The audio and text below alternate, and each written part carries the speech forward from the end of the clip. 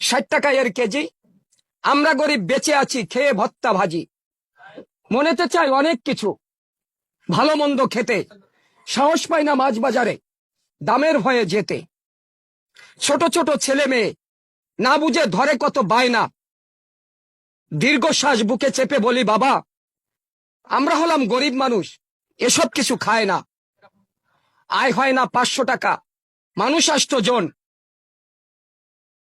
নুন আনতে পান্থা শেষ, পাই না কারোর মন।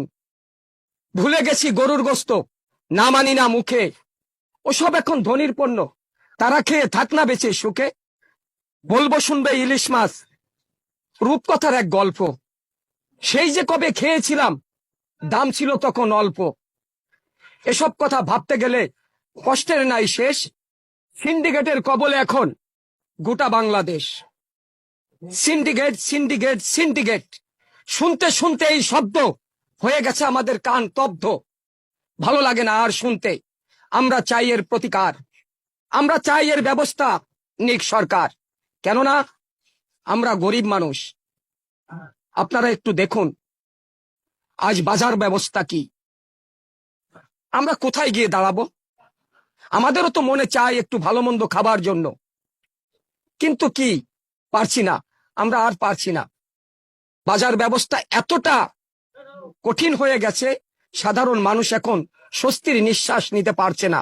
তাই আমি অনুরোধ করব, আপনারা যারা আছেন, ব্যবসায়ী যারা আছেন, তাদের কাছে আমার অনুরোধ থাকবে, প্রিয় বন্ধুরা, যে অর্থের পিছনে আপনি আমি মরীচিকার মতন ছুটছি, এই অর্থ কিন্তু একদিন অর্থের জায়গায় পড়ে থাকবে।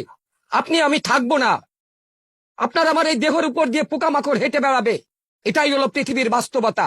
আসুন, আপনারা মানুষকে আর কষ্ট দিবেন না। এই সিন্ডিকেট শুনতে আর ভালো লাগে না, মানুষকে আর কষ্ট দিবেন না।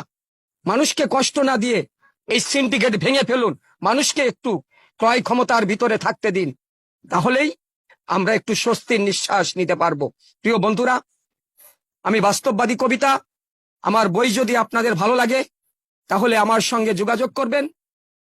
আমার মোবাইল নাম্বার আপনাদেরকে জানিয়ে দিচ্ছি। সারা দেশে এবং দেশের বাইরে এখন আমার বই যাচ্ছে ইনশাআল্লাহ।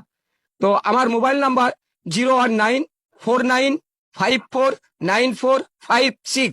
আমি আবারও বলছি 01949549456। এবং হোয়াটসঅ্যাপ ইমো আছে, যদি বই দরকার হয় আমার সাথে সরাসরি যোগাযোগ করবেন।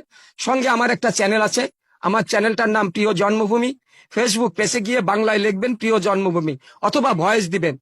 আপনি যদি আমাকে এই চ্যানেলটা একটু ফলো করে দেন বন্ধু, আমার অনেক বড় উপকার হবে। আপনি জানেন, আপনারা জানেন, দেখেন যে আমি এই বয়সে এসে গাড়িতে গাড়িতে হকারি করে বই বিক্রি করি, কিন্তু আসলে গাড়িতে বই হকারি করে বিক্রি করতে যেয়ে আমার অনেক কষ্ট হচ্ছে।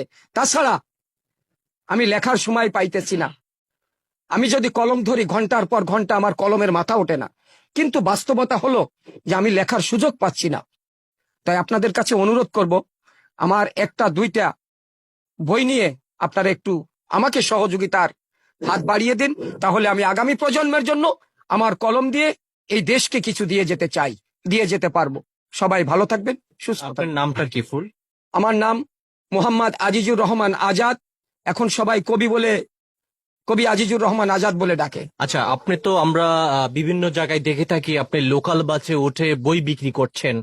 আপনি এই বই কখন আবিষ্কার করেন, কখন ছাপান, আবার কখন বিক্রি করতে নেমে যান, যদি একটু বলতেন ছোট করে। আসলে বই তো এটা এক একটা বই একবারই ছাপা, মানে একবারই লেখা হয়, এটা একবারই প্রিন্টে যায়।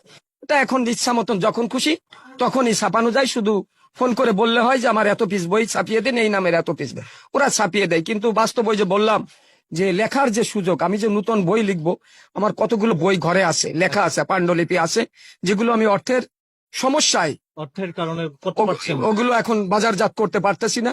তারপরেও লেখার যে আর একটা বিষয়, যেটা লেখার ওই সময়টা আমি পড়তে পারি না, কি জন্য? সারাদিন আমাকে গাড়িতে থাকতে হয়, আর এটা তো একটা মানব দেহ, অবশ্যই। এর একটা বিশ্রামেরও সুযোগ আছে। তো আমি আসলে ওইভাবে লেখায় সুযোগ দিতে পারি না। সারাদিন গাড়িতে বই বিক্রি করে রাত্রে এসে ঘুমাই।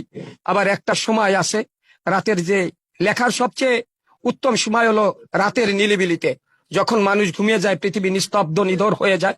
ওই সময়টা কলম ধরলে লেখাটা সুন্দর হয়, তার ভিতরে লেখাটা অনেক বেশি প্রফুল্ল হয়। আর ওই সময়টা আমি লিখতে পারি না, কারণ ওই সময়টা আমাকে মহান আল্লাহ তাআলার জন্য একটু সময় দিতে হয়, যার কারণে আমি ওই সময় কলমও ধরতে পারি না। ধন্যবাদ আপনাকে। দর্শক, ভিডিওটি আপনারা দেখছেন, যে যেখান থেকে দেখছেন কমেন্ট সেকশনে আপনাদের মতামত জানাবেন। তবে ওনার সাথে যদি আপনারা যোগাযোগ করতে চান, অবশ্যই নাম্বার তো পেয়েছেন, আমরা প্রথম কমেন্টে ওনার চ্যানেলের নাম সহ নাম্বার দেওয়ার চেষ্টা করবো। সবাই ভালো থাকবেন।